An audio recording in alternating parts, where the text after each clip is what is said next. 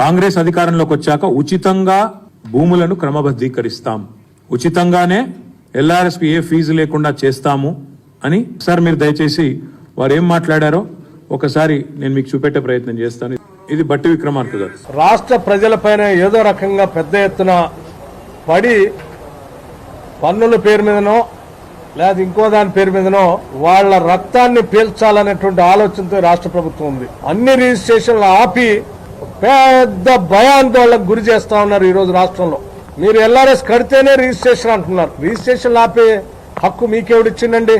మేము రాష్ట్ర ప్రజలందరూ కూడా కాంగ్రెస్ పార్టీ పక్షాన విజ్ఞప్తి చేస్తా ఉన్నాం. భయపడబాకండి. నేను నిన్న మొన్న ఇబ్బడి ముబ్బడిగా మీరు తీసుకొచ్చిన అప్పులన్నింటినీ కట్టడానికి ఆ అప్పుల భారం ఈరోజు ప్రజల మీద వేస్తా ఉన్నారు ఈ రకంగా.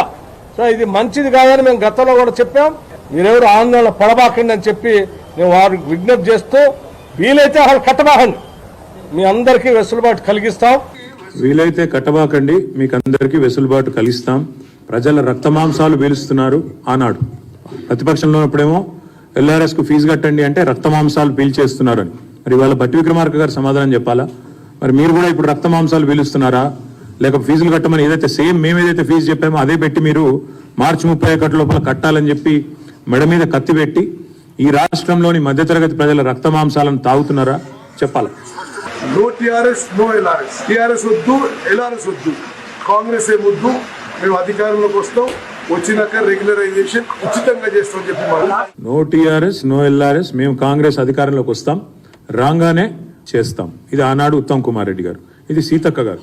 ఇక ఎల్ఆర్ఎస్ పేరుతోటి కొత్త మళ్ళా అంటే దోచుకోవడానికి దాచుకోవడానికి ప్రజల దగ్గర చిల్లి గవ్వలేకుండా చేయడానికి ఇదొక నాటకం.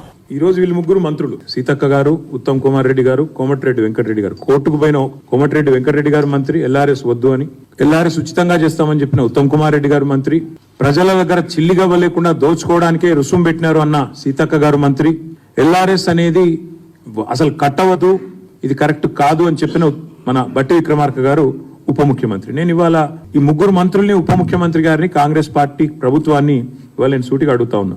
ప్రజల నుంచి 20,000 కోట్ల రూపాయలు తోలు వలిచి వసూలు చేయడానికి మీరేసిన ఎత్తుగడ ఇది కాదా? మీరు చెప్పిన మాటల్లో విశ్వసనీయత ఉంటే, మీరు ఆనాడు ప్రతిపక్ష పార్టీగా మీరు చెప్పిన మాటల మీద మీకే విశ్వాసం ఉంటే, ఇవాళ మరి ఈ రకమైన ఎల్ఆర్ఎస్ కార్యక్రమానికి మీరు ఎందుకు తెరదీశారు? మార్చి 31 లోపల ఖచ్చితంగా కట్టి తీరాలి అని మీరు ఏదైతే చెప్తున్నారో ఇది మరి ఎంతవరకు సమంజసం మీరే చెప్పాలా? ఎందుకంటే ప్రభుత్వంలో లేనప్పుడు, ప్రతిపక్షంలో ఉన్నప్పుడేమో ఫ్రీగా చేస్తామని చెప్పి ఊకదంపుడు ఉపన్యాసాలు ఇచ్చారు, ప్రజలకు అబద్ధాలు చెప్పి అధికారంలోకి వచ్చారు. ఎల్ఆర్ఎస్ మీద న్యాయ పోరాటం ఏమైంది? వెంకటరెడ్డి గారిది పిల్లి ఏమైంది చెప్పాలి. అందుకే మేము అనేది బట్టి గారు చెప్పిన మాటలు వట్టి మాటలను తేలిపోయింది. అసలు ఎల్ఆర్ఎస్ కట్టవద్దని చెప్పింది ఉత్తదని తేలిపోయింది. ఉత్తమ్ కుమార్ రెడ్డి గారు ఫ్రీగా చేస్తాం ఎల్ఆర్ఎస్ అన్నారు, మరి ఆయన కేబినెట్ లో ఉన్నారు. ఇవాళ ఆయన ఏ మంత్రివర్గంలో అవుతున్నారో ఆ కేబినెటే ఎల్ఆర్ఎస్ కట్టాలని చెప్తా ఉంది. అదేవిధంగా సీతక్క గారు చిల్లిగవ్వలేదు ప్రజల దగ్గర అన్నారు, మరి వారు కూడా ఈరోజు సమాధానం చెప్పాలి.